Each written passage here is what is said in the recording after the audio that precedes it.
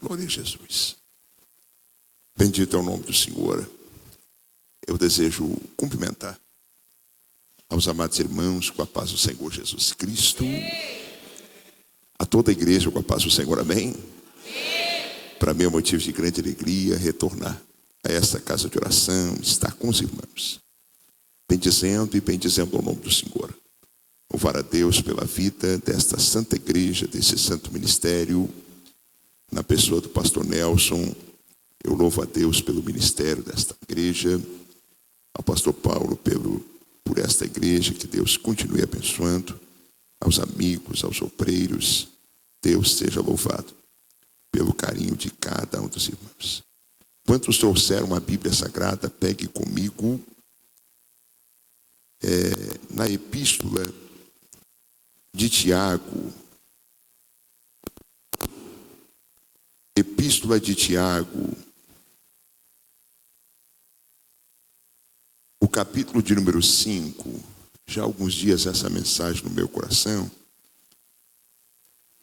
Epístola de Tiago, capítulo de número 5. Louvar a Deus pela vida do meu amigo Rafael, presbítero da igreja, servo de Deus, que está trabalhando aqui em Porto Alegre. Deus continue abençoando sua vida, sua trajetória. Epístola de Tiago, capítulo de número 5. Apenas 2 versos. É o verso de número 17 e o verso de número 18, que diz assim: Elias era homem sujeito às mesmas paixões que nós, e orando, pediu para que não chovesse, e por 3 anos e 6 meses não choveu sobre a terra. E orou outra vez, e o céu deu chuva, e a terra produziu o seu fruto. Aleluia. Eu quero falar nessa noite acerca de natureza, oração e Deus. Pode assentar-se, bendizendo ao santo e bendito o nome do Senhor. Trago comigo a saudação de nosso pastor presidente, pastor Geraldino Silva, ali da sede das Assembleias de Deus em Guaíba, aos irmãos, à igreja, ao ministério. Amados e queridos irmãos em Cristo Jesus, toda vez que falamos desta epístola de Tiago, eu vejo a necessidade de lembrar que o autor desta epístola não é o apóstolo Tiago, aquele que esteve nos momentos mais difíceis ao lado do mestre. Não é aquele Tiago que era um dos 3 principais dos apóstolos que se destacaram ao lado de nosso Senhor. Na verdade, aquele Tiago, ele é o primeiro mártir da igreja que foi morto a fio da espada. O Tiago em que falamos, que escreveu essa epístola, ele é meio-irmão de Jesus. Ele é filho de José, o carpinteiro, e filho de Maria. Ele nasceu na mesma casa, ele foi fruto do mesmo ventre e precisou passar pelo Calvário para entender quem realmente era o seu irmão mais velho. Ele precisou passar pela cruz para entender quem cresceu na sua casa, quem viveu na sua casa, quem partilhou o seu ministério na sua casa. E eu gosto sempre de lembrar isso porque os evangelhos mostram Tiago como irmão de Judas, irmão de Simão. E a Bíblia faz menção algumas vezes de Maria junto aos seus filhos, mas não há um destaque nos evangelhos de Tiago, o que nos faz acreditar que Tiago realmente se torna destaque depois da cruz.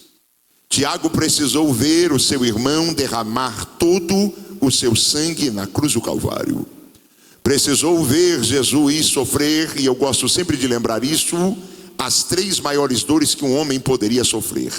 A maior dor física, a maior dor psicológica e a maior de todas as dores, a dor espiritual.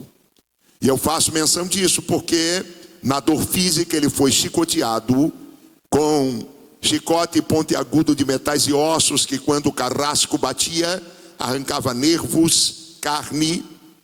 Quando o carrasco batia, jorrava sangue. Mas ele também foi pregado, e pregado na cruz do Calvário.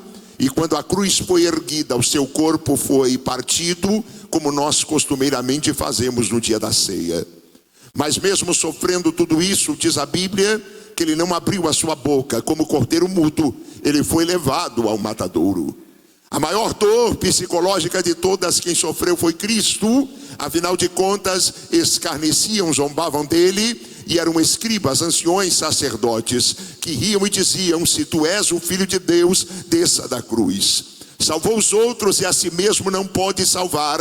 Se és o Filho de Deus, desça da cruz e creremos em ti. Mas a Bíblia diz que tudo o que ele falou foi: perdoa-lhes, não sabe o que fazem. Até mesmo aqueles que estavam na mesma condição do que ele, meneavam a cabeça, riam e zombavam. Mas a maior de todas as dores foi a dor espiritual. Porque a dor espiritual, pregador, porque ele passou a eternidade inteira do lado do Pai. E é a primeira vez na história que existiu uma separação. É a primeira vez na história que o pai sente que, aleluia, que o filho, melhor dizendo, sente a ausência de Deus. E naquele momento ele exclama, naquele momento ele reclama, e ele diz: Deus meu, por que tu me desamparaste? Naquele momento ele exclama, reclama, porque ele percebe que o céu está em trevas. Cumpre-se a profecia neotestamentária de Zacarias: não havia parecer e nem formosura. Naquele momento ele sente a ausência do Pai, e ele está dizendo, em outras palavras: tu mandou, eu vim, tu mandou salvar e eu salvei, tu mandou curar e eu curei, tu mandou eu libertar e eu libertei, eu fiz tudo quanto o Senhor mandou. Ei, em todos os momentos tu esteve comigo. Quando eu curei, tu estava comigo. Quando eu salvei, tu estava comigo. Quando eu libertei, tu estava comigo. Quando eu multipliquei pão e peixe, tu estavas comigo. Mas entenda isso: naquele momento, Jesus está dizendo: se eu fiz tudo o que o Senhor mandou, se eu fiz tudo o que o Senhor ordenou, por que me desamparaste? Mas o pai sabia que naquele momento ele estava assumindo os meus e os teus pecados, as minhas e as tuas iniquidades. Sim, senhoras e senhores, o castigo que nos trouxe a paz estava sobre ele. E quando o pai viu o filho assumindo as minhas e as tuas transgressões, ele deu as costas. E quando ele deu as costas, parece que vejo o filho entregando o seu espírito e dizendo: está pago, está consumado. A cédula que nos acusava estava sendo rasgada. E de repente ele exclama, e a morte aparece. Naquele momento Deus não suporta. E Deus não suporta ao olhar para a cruz do meio e ver o sacrifício perfeito do Cordeiro imaculado. A Bíblia me faz crer que naquele momento Deus resolve descer do céu. O verso 51 do capítulo 27 diz que tremeu a terra, fenderam-se as pedras. Naquele momento O Eterno resolve entrar aonde há muito tempo não entrava, e ele entra no templo. Quando ele entra no templo, ele parte o véu em dois, de alto a baixo, e naquele momento ele está dizendo para a humanidade: eu estou vos devolvendo o que o homem perdeu, e perdeu no paraíso: liberdade de adoração e liberdade de comunhão. Eu vim pregar nessa noite e vim dizer: se alguém pensa que o Antigo Testamento termina em Malaquias capítulo 4, eu vim dizer: não termina não. Como é que é? O Antigo Testamento termina na cruz do Calvário. Ele não veio abrogar a lei, ele veio cumprir a lei. O Antigo Testamento começa com a morte espiritual do primeiro Adão e termina com a morte física do último Adão. Mas a boa notícia é que o Novo Testamento começa com sangue derramado, com o véu do templo rasgado em dois, ressurreição e vida, e termina como pregador: nunca mais morte, nunca mais choro, nunca mais dor, vida eterna, vida eterna, vida eterna.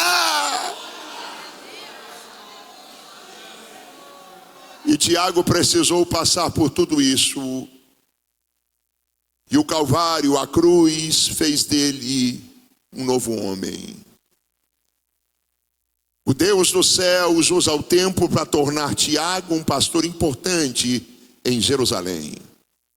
Quem gosta de Bíblia vai lembrar do capítulo 15, porque Tiago no capítulo 15 tem uma missão decisiva, um voto decisivo. Por quê? Porque havia os crentes judaizantes, outros que outrora eram fariseus, e eles acreditavam de todo o seu coração que para o homem ser salvo precisava cumprir os mandamentos da lei, precisava se circuncidar, precisava guardar o sábado, precisava guardar toda a lei de Moisés. Mas do outro lado tinha um tal de Paulo, um tal de Barnabé, que pregavam e diziam: pela graça sois salvos, mediante Cristo Jesus. E Tiago resolve então acreditar, dar crédito e dizer: a lei não salva. Nós não estamos debaixo do jugo da lei, mas estamos debaixo da graça de Deus. Somos salvos pela graça de Deus. Existem algumas características da epístola de Tiago que eu quero rapidamente ressaltar. A primeira característica é que é uma epístola circular. Ela é completamente diferente das epístolas paulíneas. As epístolas paulíneas, elas eram endereçadas a uma determinada igreja, com exceção da epístola aos Gálatas, que foi endereçada a uma região. As epístolas de Paulo, elas detectavam as necessidades daquele campo missionário, mas as epístolas de Tiago eram circulares, ou seja, deveriam circular de igreja a igreja, de povoado em povoado, para que todos pudessem degustar e aprender da palavra de Deus. Nós dividimos costumeiramente a epístola de Tiago em 6 pontos. O primeiro ponto é alegria nas provações. E nós aprendemos que provação não é vergonha, provação é honra. Deus só prova quem Ele pode aprovar. Se você está passando por provação, acredite, provação não é vergonha, provação é honra de Deus. Deus só pode aprovar. Deus só dá prova em quem Ele vê condições de ser aprovado. O segundo ponto é: a fé viva produz obras. A fé viva produz obras. 60 anos dessa igreja, a fé viva produz obras. 60 anos desse ministério, fé viva produz obras. E a pergunta que fica é: o que tu tem nas tuas mãos? O que tu tem feito para Deus? Eu posso ter as mãos vazias? A fé viva produz obras. Eu posso estar com as mãos vazias, a fé viva produz obras. Durante esses anos que eu prego o evangelho, eu aprendi: quem gosta se lamenta, mas quem ama chora. Quem gosta diz, se eu pudesse. Mas quem ama faz alguma coisa. Alguma coisa. Alguma coisa. Hoje eu estava no elevador, subindo para o apartamento onde eu moro. E eu estava vendo um vídeo que uns missionários me mandaram lá do Paquistão. Eu fiz um compromisso de sustentar pelo menos 20% daquela obra ali no Paquistão. E eu estava vendo o vídeo das crianças. O missionário sustenta 70 crianças e 30 viúvas escravas. E eu estava vendo aqueles vídeos e um vizinho meu, ele tinha conversado comigo 2 vezes, nesse mais de um ano que eu moro ali. Mas ele viu o barulho das crianças, as crianças estavam com um cartaz com a minha foto, lá no Paquistão. E ele olhou e disse, são crianças? Eu digo, sim. E ele disse, o que fazem? E eu comecei a contar do trabalho da obra missionária ali, e ele disse assim, eu quero ajudar. Eu olhei e pensei, mas o senhor não é crente? Mas eu quero ajudar. Eu não posso ver e ficar calado, eu preciso fazer alguma coisa. Quem gosta, se lamenta. Quem ama, faz alguma coisa. A fé viva produz obras. E se a tua vida, se a tua história não for marcada por obras, a tua fé, ela é morta. Mas o terceiro ponto da carta é cuidado com a língua. E eu gosto sempre de lembrar, Tiago diz que a língua é como o leme de um navio. Ela é pequena, mas ela é poderosa para dirigir uma grande embarcação. A língua é como um fósforo. Bem usado, ela pode ser uma fogueira numa floresta. Mas mal usado, ela pode incendiar toda a floresta. A língua, ela é responsável por grandes alianças de paz, mas por grandes mortandades e guerras.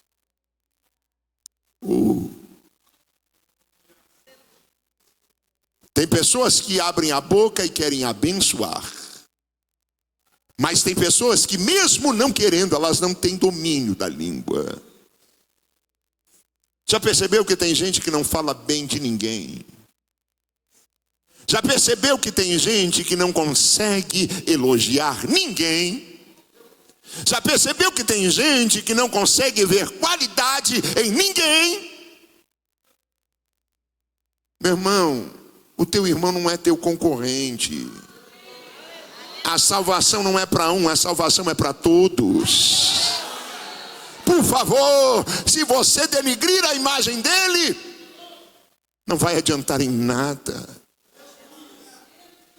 Só vai revelar o que está dentro do teu coração. Porque a boca fala o que o coração está cheio.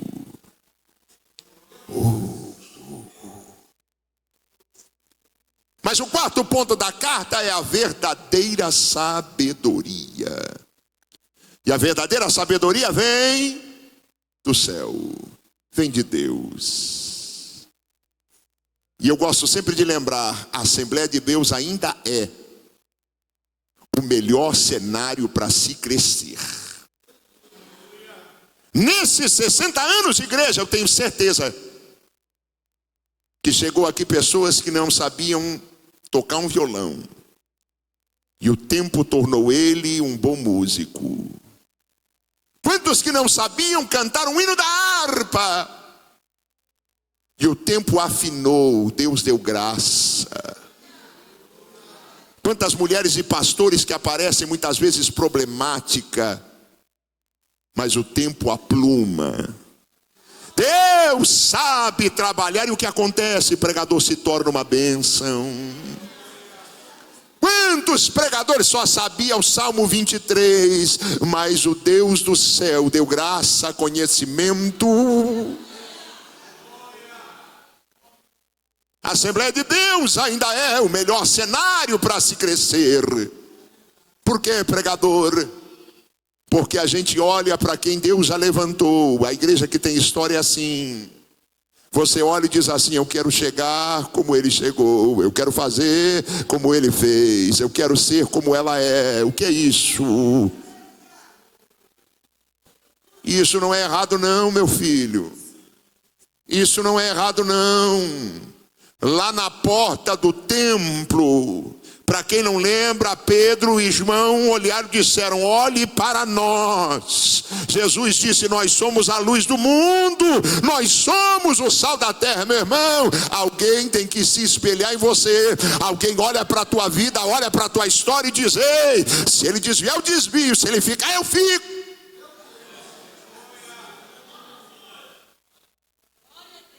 Por que, pregador? Porque você é espelho para ele, meu filho. Você é modelo para ele. Alguém se inspira em você e muitas vezes você nem sabe. Por isso que nós temos que ter um compromisso de dar um bom testemunho aqui dentro e lá fora. Mesmo quando ninguém nos vê, mesmo quando ninguém nos olha. Aleluia. O quinto ponto da carta é a amizade com Deus e não com homens. E amizade com Deus e nem não com homens quer dizer o quê? Que se eu for amigo de Deus, eu sou inimigo do mundo. Se eu sou amigo do mundo, eu me torno inimigo de Deus. Não se pode servir a dois senhores. Não tem jeito não. Não tem jeito não, pregador, mas lá fora eu tenho os meus parça, lá fora eu tenho os meus aliados. Cuidado, porque eles vão se revelar quem realmente são na tua vida e na tua história. Sexto ponto da carta é paciência, oração e comunhão. E eu gosto sempre de lembrar, tem muita gente nessa oração que ora errado, nessa geração que ora errado. Como assim, pregador? Quantas vezes você viu alguém dizendo: Deus, dá-me paciência? Cuidado, porque quem pede paciência, na verdade está pedindo tribulação. A Bíblia diz: a tribulação produz paciência. Pregador, por que vovó é tão calma? Pregador, por que vovô é tão paciente? Meu filho viveu tantas guerras, tantas lutas, tantos bombardeios, tantas pelejas. Eu gosto sempre de lembrar, Salomão precisou chegar à velhice, pastor, para escrever e entender. Peraí, só um pouquinho. Mas Salomão era o homem mais sábio da terra, era. Mas ele precisou chegar à velhice para entender que há tempo determinado para todo propósito. Tem coisa que tu quer para hoje, mas eu vou te dizer, vai ser só depois da manhã. Tem coisa que tu quer para hoje, mas vai ser só no mês que vem. E aí? Tem tempo determinado, meu filho. Não adianta. Mas vamos lá, porque quando o Tiago vai falar sobre oração, ele vai fazer menção do leão dos profetas, Elias. E ele apresenta Elias na natureza humana. Observa isso. Tiago aqui, ele vai lembrar aos judeus, e talvez muitos deles fanáticos, que tinham Elias e Moisés como dois super exemplos. Mas Tiago escreve dizendo: Elias era homem. Homem aqui não é sexo, homem aqui é natureza. Elias era homem, sujeito às mesmas paixões do que nós. Sabe o que é isso? Ser homem. Alguém que tem qualidades, mas tem fraquezas. Alguém que tem sonhos, projetos, ideias. Alguém que tem fome, sede. Homem. Natureza. Alguém que falha, erra, acerta. Homem. Alguém que tem vontades, deleites. Homem. E eu pergunto sempre, quando falo de natureza, você se conhece? Quem é você? Quem é você? Não estou falando na igreja, porque na igreja todo mundo já sabe quem você é. Na igreja você está sempre sorrindo, quando a unção vem tu chora. Na igreja todo mundo te conhece, você está sempre arrumadinho, arrumadinha. Mas quem é você? Quando o vento vem, quando a aflição vem, quem é você? Quando a prova vem, quando a afronta vem, quem é você? Quem é você? Quando o pastor não está te vendo, quando os obreiros não estão te vendo, quando a igreja não está te vendo, quem é você? Lá naquela empresa, lá naquele trabalho, lá naquela escola, quem é você? Quem é você? Quando te fecham no trânsito e gritam um palavrão, quem é você? Quando te afrontam, quem é você? Você se conhece? Você se conhece? Porque o caráter de um vencedor precisa ser marcado pelo autoconhecimento. Os vencedores se conhecem. Como é que é, pregador? José era vencedor ou não era? Mas quando ele viu a fraqueza diante dos olhos dele, ele fugiu.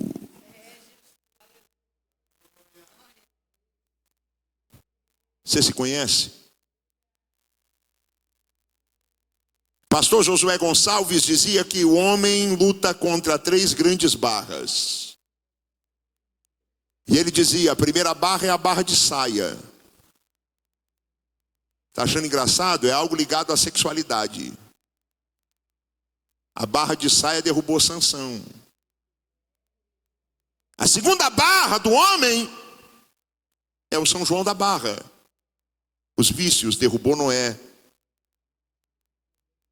A terceira barra é a barra de ouro. Derrubou a Judas Iscariotes.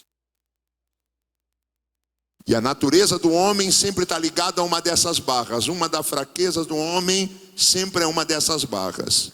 Tem gente que tem a fraqueza na sexualidade, tem gente que tem fraqueza nos vícios e tem gente que tem fraqueza no dinheiro. Pare para ver. Tem gente que se passar um homem bonito, uma mulher bonita, ele não está nem aí. Tem gente que se oferecer uma bebida, um cigarro, uma droga qualquer, não está nem aí.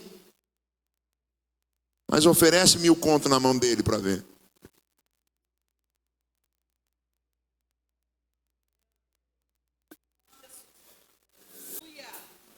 Eu estou falando de natureza humana. Já andou no mato alguma vez na vida? Já andou na roça, lá na serra, na campanha, não sei. Já andou? Meu pai dizia uma frase, cuidado que isso aqui é caminho de cobra. Não era assim, pastor Nelson? E a ciência vai explicar o quê? Que a maioria das serpentes são cegas. Se não entendeu, lá vai. A cobra sempre volta pelo mesmo caminho. Estou pregando isso porque muita gente não entendeu. E eu vou melhorar. Pode ver, a cobra sempre volta pelo mesmo caminho. Sabia que a maioria das serpentes é cega, mas mesmo cega, ela tem um cheiro próprio que ela espalha pelo lugar aonde ela passa. E é por isso que ela não se perde do ninho. É por isso que ela não se perde da sua casa. É por isso que ela não se perde do seu buraco, da sua toca, não. Mesmo tendo uma ninhada de cobras, cada uma tem um cheiro próprio, e ela seguia por ele. Eu estou falando isso porque ela mesmo num ambiente com diferentes espécies, ela consegue discernir pelo cheiro cada uma delas. Por que o Senhor está pregando isso, pregador? Porque cuidado. Conhecer-se é saber que a cobra sempre volta pelo mesmo caminho. Camarada era homossexual, quando enfraquece, cai aonde? A moça era namoradeira. Quando enfraquece, cai aonde? Mas o rapaz era viciado. Quando enfraquece, cai aonde? A cobra sempre volta pelo mesmo. Eu estou pregando isso porque é tempo de você saber qual é o teu calcanhar de Aquiles. Eu estou tentando pregar para alguém, dizer: ei, reconheça a tua fraqueza e se fortaleça nela. E se preciso, fuja. Ser homem é entender que você tem qualidades, mas tem... Meu filho, por favor. Por que tem tanta gente na lona?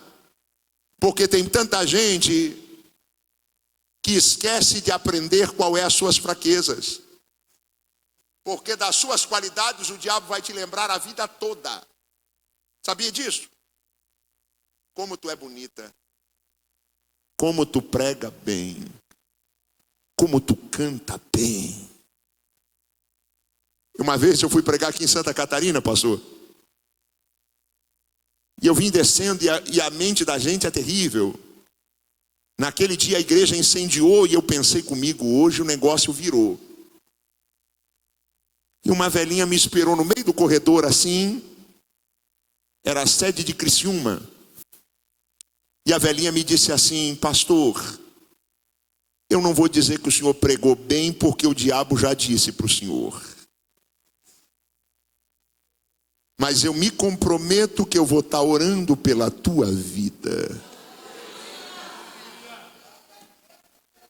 Irmão, as qualidades, tapa nas costas não vai faltar.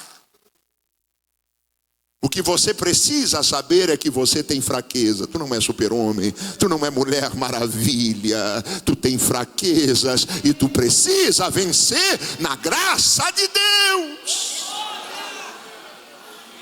Elias era homem, mas sendo homem, escolheu o caminho da oração. E quem escolhe o caminho da oração, entenda bem isso: o caminho da oração é o mais belo, o caminho da oração é o mais lindo, mas não é o mais fácil. Não, meu filho, o caminho da oração não é o mais fácil. Quem escolhe o caminho da oração sabe, vai ter oposição. Quem escolhe o caminho da oração sabe, vai ter dificuldades. Quem escolhe o caminho da oração vai saber, tem espinhos. Quem escolhe o caminho da oração sabe, haverão inimigos. Ei, haverá pessoas que não vão gostar de você porque tu ora. Tem pessoas que não vão com a tua cara porque tu ora. Tem pessoas que vão se levantar e tentar te parar porque tu ora. Rapaz, fulana não gosta de você. Não sei. Mas o que tu fez para ela, não sei. É o capeta que está nela, rapaz.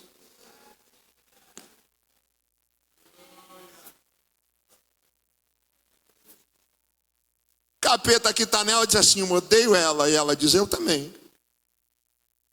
Mas você nunca falou com ela, nunca olhou para ela, nunca estendeu a mão. É assim. Eu estou falando isso porque Elias resolveu orar. E você lembra como começa o capítulo 17 de 1 Reis? Um tisbita, morador de Tisbe. Um tisbita nasceu em Tisbe, melhor dizendo, morador de Gileade. Mas o verso 2, Elias já está orando e profetizando. E eu fico toda vez pensando na fé desse homem. Ele olha para o cenário de Israel e diz assim: Deus, Os profetas de Baal e de Assé estão soltinhos, igual arroz de vó. Mas se o Senhor fechar o céu,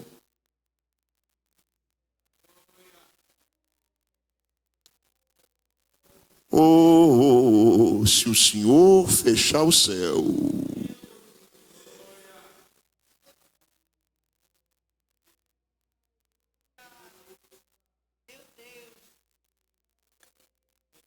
e orou a Deus para que não chovesse. E talvez tu nunca parou para pensar na dimensão desta oração. Não, a oração de Elias não mudou a vida dele apenas. Não mudou a vida do bairro dele apenas, mudou a vida de uma nação inteira. Eu sei que eu estou pregando para alguém que murmura se janeiro fica 10 dias sem chover, mas eu estou falando de 42 meses sem chuva. Eu estou falando de 42 meses que nem chuva e nem orvalho caiu na terra, porque o representante de Deus resolveu orar.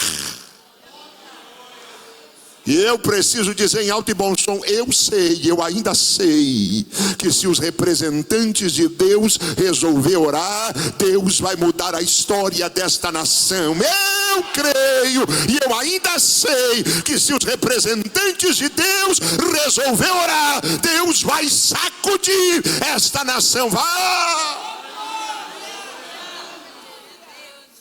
Meu filho, se os representantes de Deus orar, os carrapatos dessa nação vão cair por terra, vão.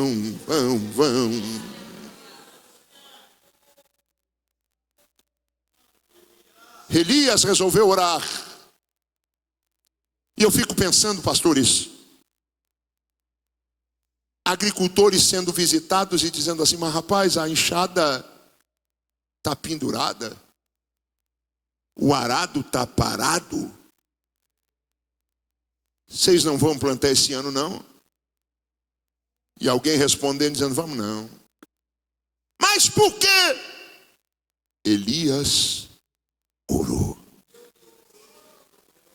Rapaz, é final de semana, tu não vai pescar? Não, esse final de semana não vou não. Mas por quê? O riacho se secou. Elias orou.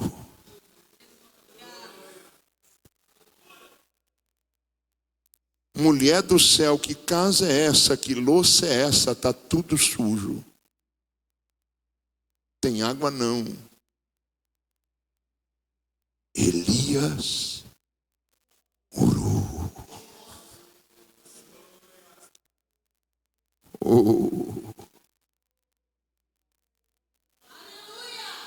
A oração mexeu na agricultura, na pecuária, na economia. A oração mexeu em todo o cenário de Israel. Tudo foi abalado pela oração do profeta. A oração mudou a história de Elias? Claro que mudou. E eu quero que você pare para pensar um minutinho. Porque o anônimo que aparece no verso 1 do capítulo 17, o homem que veio de Tisbe, um morador de Gileade, agora por onde passava alguém dizia assim, homem de Deus. Pai, respeita, é o homem de Deus. A farinha da panela multiplica, o azeite da botija, rapaz... É homem de Deus, estava morto, mas ele orou e ressuscitou. É homem de Deus. É homem de Deus, respeita porque é homem de Deus. A história de Elias em 3 anos e 6 meses mudou.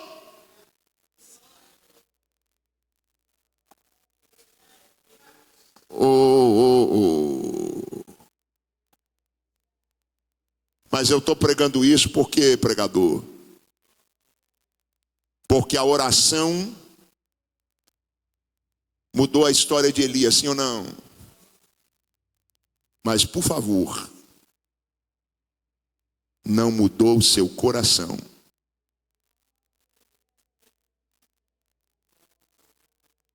Em 60 anos da Assembleia de Deus, o que eu poderia pregar? O que eu vim pregar nessa noite é dizer para alguém: cuidado. Pastor, é com temor que eu falo isso, mas eu sei que eu estou pregando para alguém que um dia entrou na igreja com uma mão na frente e outra atrás. É com temor que eu falo isso, que alguém que um dia entrou aqui ou noutra igreja mais perturbado, tomado de demônio, era cachaça, era prostituição, era um pouco de cada. Eu sei que eu estou pregando para alguém que o casamento estava destruído, que a vida estava arrebentada, mas o Deus da oração mudou a tua vida, mudou a tua história, mudou teu cativeiro.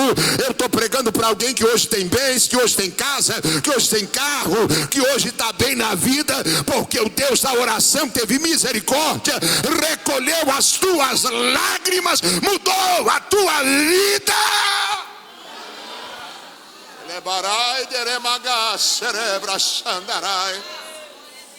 E Deus me trouxe hoje aqui para dizer: ei, parabéns, mas eu preciso te dizer, tu tá onde tá não é por causa do teu talento. Tu tá onde está não é por causa do teu dom. Tu tá onde está não é por causa da tua sabedoria. Tu tá onde está não é por causa do talento pessoal. Não, meu filho. Tu tá onde está porque o Deus da oração resolveu mudar a tua vida, resolveu mudar a tua história, resolveu mudar teu cativeiro. Se não fosse Deus, tu estava no mesmo bar, tu estava na cova, tu estava perdido, tu estava caído. Lemabia serri, eleia sanderemahai, elemando quebrou a sebre rouvia. E eu vim pregar e vim dizer para alguém: ei, não esqueça de se dobrar e dar honra ao Deus da oração, a Jesus de Nazaré, que mudou a tua história. Eu vim pregar para alguém e vim dizer: não esqueça da onde Deus te tirou.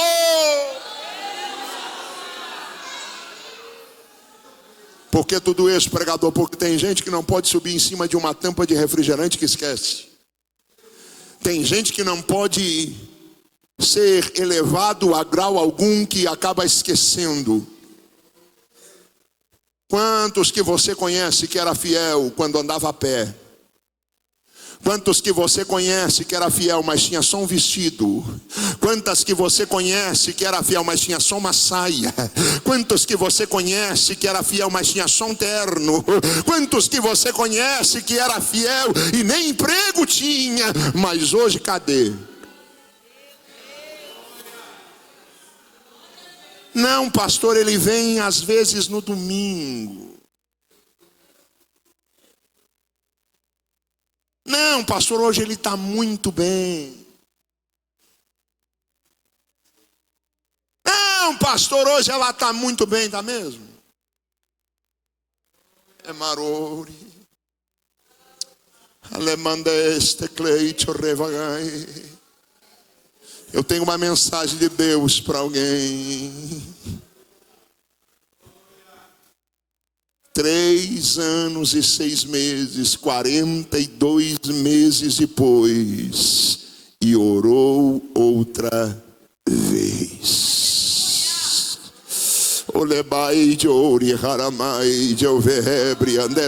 E eu tenho uma mensagem de Deus para alguém, e eu vim dizer, perturbar, incomodar alguém, mas dizer: é tempo de voltar a orar, é tempo de voltar a buscar, é tempo de voltar a colocar a boca no pó. Meu filho, quem te enganou e disse que tu é autossuficiente, quem disse para você que não precisa mais orar, quem disse que não precisa, se esconda em Deus, se esconda em Deus, se esconda em Deus.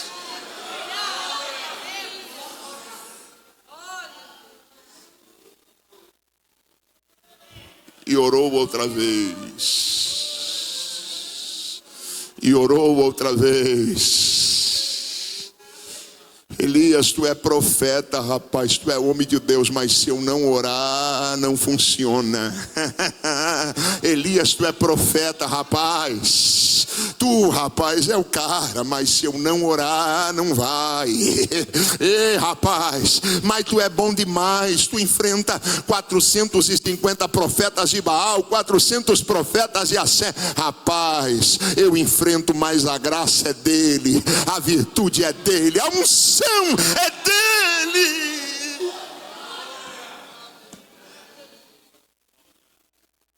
Eu tenho uma mensagem de Deus para alguém. É tempo de voltar a orar. E orou outra vez, e orou outra vez, e orou outra vez, e orou outra vez. Eu vim pregar para alguém que tinha vida com Deus. Eu vim pregar para alguém que tinha vida com Deus. Eu vim pregar para alguém que tinha vida com o Senhor. Eu vim pregar para alguém que tem lágrimas na sua história. Eu vim pregar para alguém que só está aqui porque aquela partiu, mas deixou lágrimas diante do altar. Eu vim pregar para alguém, aleluia, que ele partiu, mas deixou lágrimas diante de Deus. Eu vim pregar para alguém e dizer: é tempo de voltar a orar. É tempo de voltar a orar. Quem fez foi Jesus de Nazaré. Quem honrou foi Jesus de Nazaré. É tempo de voltar a orar. E orou outra vez, e o céu produziu chuva.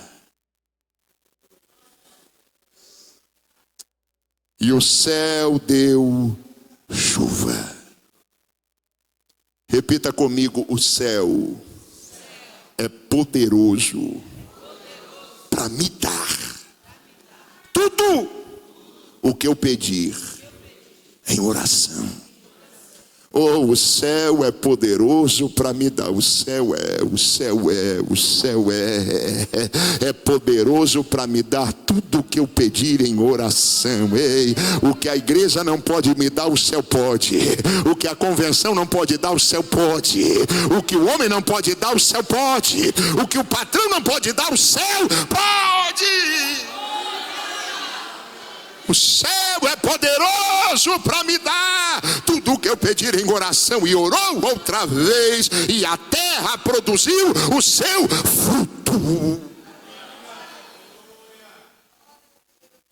Você pode dizer para quem está do teu lado, não é ofensivo não, diga para ele assim: é tempo dessa terra seca voltar a produzir fruto. Oh, é tempo. A Assembleia de Deus, é tempo, é tempo, é tempo. É tempo de produzir fruto. É tempo de produzir fruto. É tempo de produzir fruto. Ele é managande.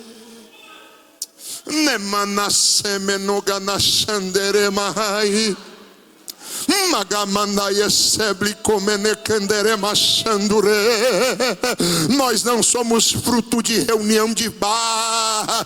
Nós não somos fruto de jogatina.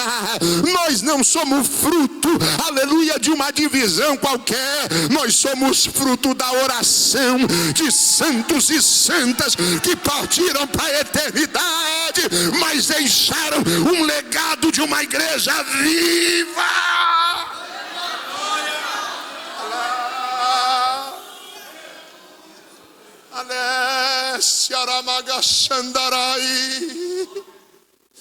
Magasira manjorevas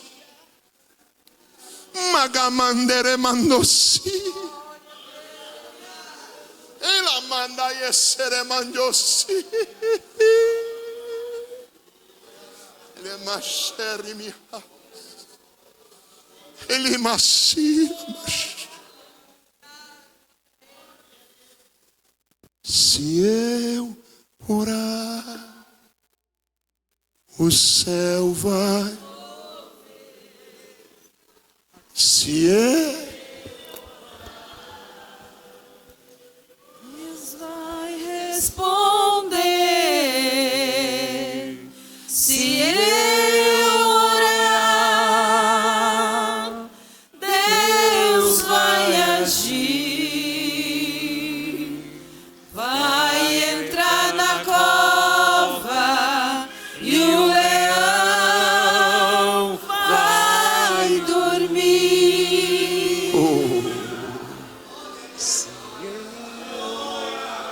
A mensagem está meio fora de moda, mas Jesus está no meio dela. Até porque o diabo não ia mandar você orar ou consagrar. Magabashandarai devia ser.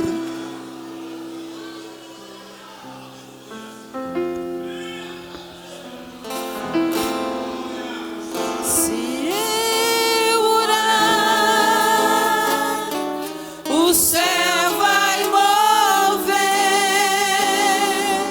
Se eu orar, Deus vai responder. Se eu orar, Deus vai agir. Vai entrar na cova e o leão vai dormir. Passou a bênção, pastor Nelson. Se coloque de pé, por favor. Eu vim pregar para alguém que desistiu do filho. Eu vim pregar para alguém que desistiu do marido. Eu vim pregar para alguém que desistiu da pessoa que mais ama. E eu vim dizer, a oração ainda resolve. A oração ainda resolve. Eu vim dizer para alguém, põe na oração, coloca na oração. Eu vim dizer, a Assembleia de Deus da Farrapo só chegou aos 60 anos porque sempre teve alguém orando, orando, orando. Meu filho, por favor, não deixa a oração.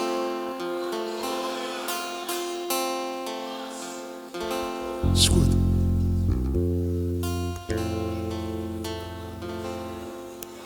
Eu preciso orar por alguém. A hora passou.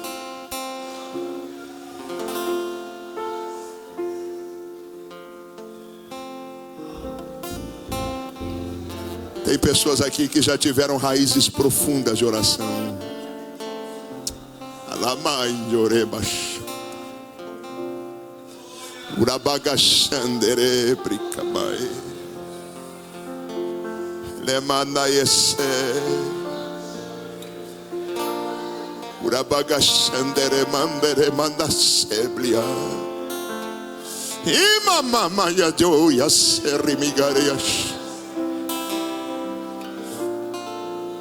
Eu preciso orar por alguém que está parado, por alguém que está desviado, por alguém que quer tomar uma decisão com Deus nessa noite, alguém que quer fazer uma aliança diante dos homens, diante do altar e na presença de Deus. Se tem alguém nessa noite, levanta a sua mão cansada, nós queremos orar por você. Vem. Vem. Vem. Se há festa no céu, porque ainda não há festa na Farrapo? Cadê a segunda pessoa? Levanta a sua mão cansada. Cadê você? Pregador, sou eu. Pregador, eu quero me render, eu quero me entregar, eu quero me reconciliar. Sou eu. Se tem alguém nesta condição, levanta a sua mão assim. Tem alguém nesta condição. Se tem alguém do teu lado, diz para ele, a noite da tua oportunidade. Isso. Aleluia. Os obreiros já detectaram quem veio à frente. Agora eu vou convidar todos vocês a sair do seu lugar. Vamos orar todos juntos. Vamos orar todos juntos. Esta igreja está comemorando 60 anos porque foi enraizada na oração.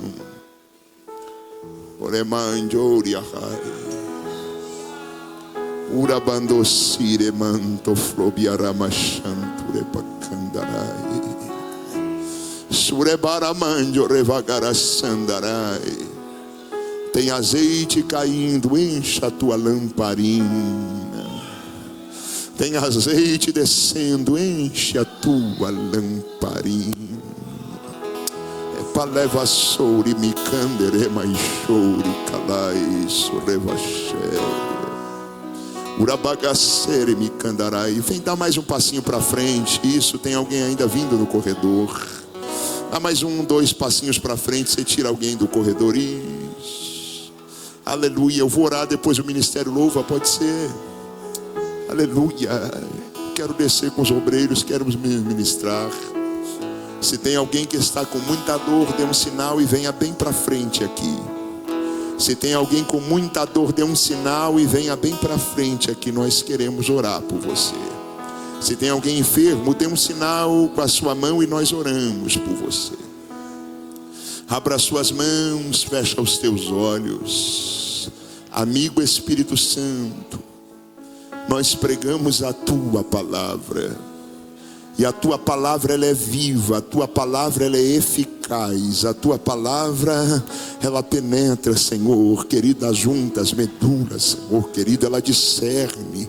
A tua palavra ela penetra, Deus. Agora, Senhor querido, estamos em oração e nós oramos, Senhor querido, para que milagres aconteçam, para que o Deus da oração reverta quadro, reverta história, tira a dor, tira, Senhor querido, a ansiedade, tira, Senhor querido, a preocupação desta cabeça, esse homem, Pai querido, que a ansiedade tem tomado conta, esta mulher, Senhor querido, que o medo, que o terror tem tomado conta, que demônios têm perseguidos, lança por terra agora, pelo poder do nome de Jesus. Nós ministramos, Senhor, o teu poder, a tua graça, a tua unção, a tua bondade, Senhor, pelo poder do nome de Jesus. Começa a operar, começa a operar, começa.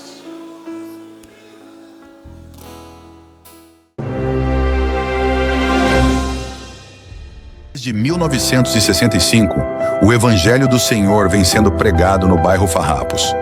E neste ano, a Igreja Assembleia de Deus Distrito Farrapos completa jubileu de diamante. Isso mesmo, 60 anos.